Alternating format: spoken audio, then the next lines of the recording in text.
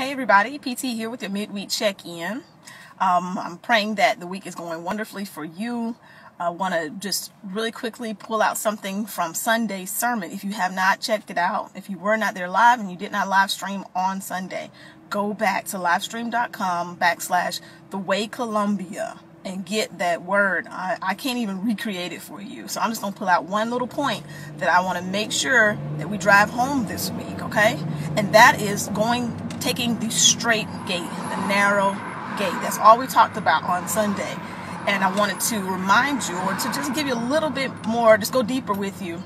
That straight, S-T-R-A-I-T, remember, not straight as in linear, but the straight as in canals and bodies of water. The straight gate.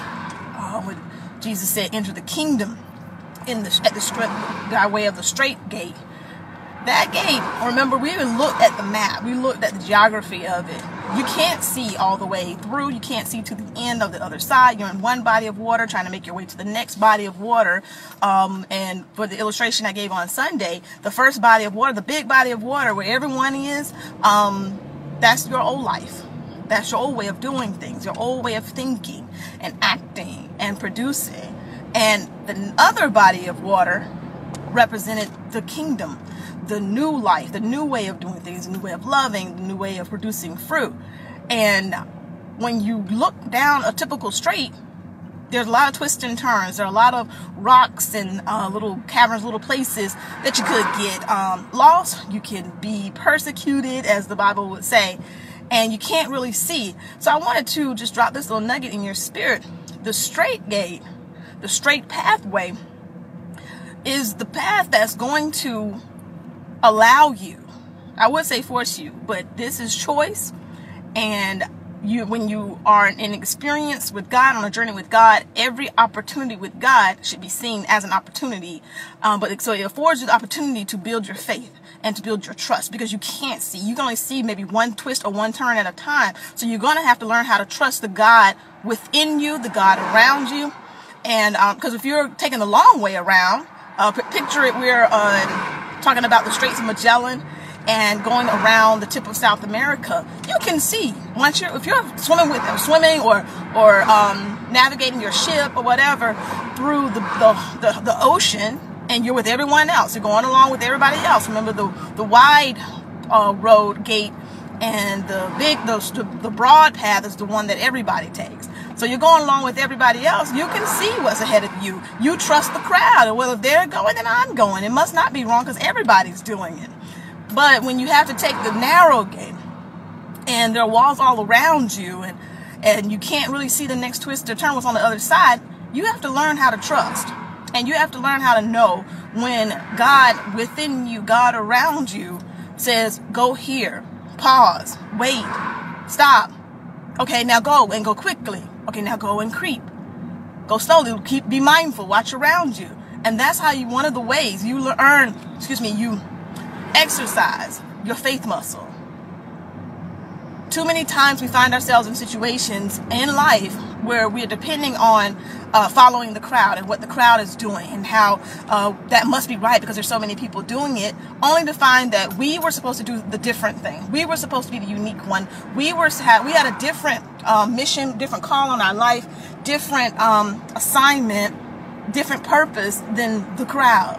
And I know it's scary, and I know there's full of doubt. We can be full of doubts when we take the straight or the narrow way, because for some people, and it depends on perspective. Remember, I told you on Sunday, the perspective is that it's going to be a lonely road. But Jesus never said that. Jesus never said that. Jesus himself walked around with 12 other guys, not to mention the women, and, all the other hundreds and thousands of disciples that followed him from place to place. It wasn't a lonely road. So I don't like when people perpetuate that idea that to go the straight or the narrow or God's way, you're going to be lonely. I'm surrounded by a good number of people at church on Sundays, on my walk throughout the week, in my job, in my community, in my family that are on this same journey. And we're all just trying to get it right and get it done. So don't think about how lonely it is trying to walk with God and everything. If you connect with people who are also seeking God, then there's a whole tribe of us out here. There's a whole lot of people who are trying to operate in the kingdom mindset, reap the kingdom benefits, serve within the kingdom while we're here on earth. So I don't buy into that. There are too many of us who are living below our potential because we haven't buckled down yet. We haven't put those blinders on yet and focused. Distraction and temptation are not your friend, and they are constantly trying to take you off of your path and take you away from your destiny. So what I need for you to do is consider the fact that Jesus said the way into the kingdom, take the narrow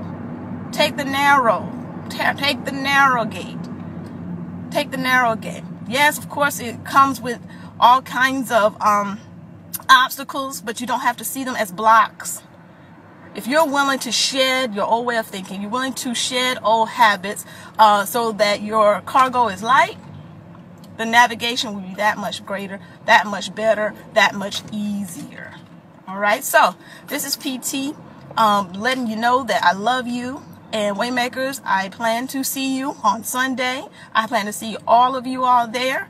And but if you're watching this video, you're one of the people who catch up with me every week, I invite you to come and join us at 2215 Platte Springs Road in West Columbia on Sundays. At 12, we begin our worship service at 10 o'clock. We have our weekly Bible study, and we just have a great time.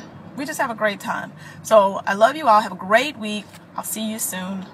Rock it out.